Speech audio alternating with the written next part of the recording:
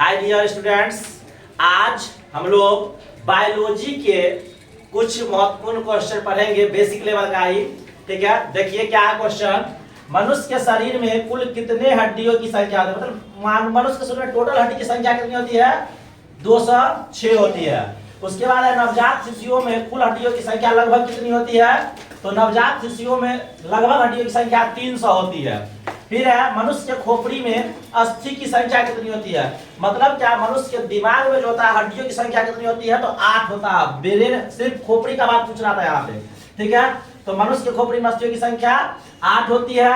मनुष्य के शरीर में, मतलब मनुष्य के शरीर में कुल हड्डियों की संख्या यहाँ पे पूछ रहा था, तो 206। नवजात शिशु मतलब जो बच्चे जन्म लेते हैं उसके शरीर में लगभग कितने हड्डियां होती है? तो 300 के आसपास में लगभग होती है। उसके बाद मनुष्य के खोपड़ी में अस्थियों की संख्या था, तो ये 8 हो जाएगा मनुष्य के खोपड़ी में। फिर पूछ रहा है आपको मनुष्य के शरीर में पसलियों की संख्या यहाँ पे जोड़ी में हो जाएगा, कितनी जोड़ी होती है? ठीक है, तो कितनी जोड़ी होती है?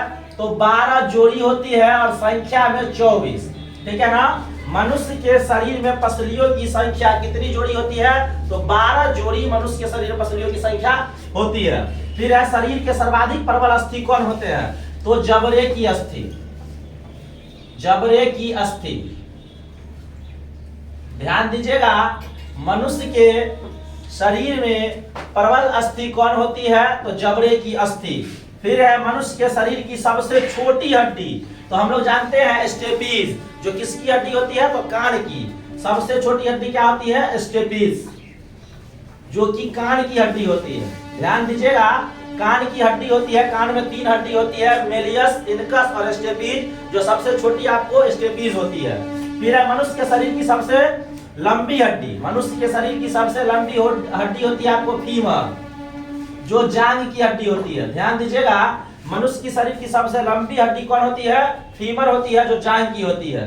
फिर है टिबिया नामक, बहुत आसान है इसको याद करना।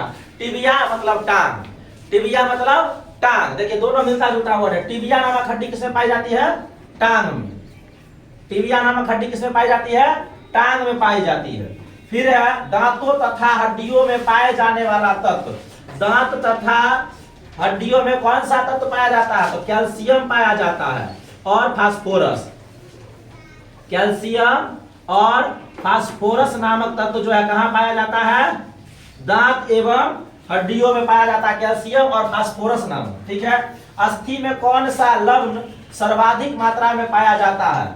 अस्थि में कौन सा लवण? तो कैल्शियम फास्फेट हो जाएगा, यहाँ पे कैल्शियम फास्फेट हो जाएगा आपका।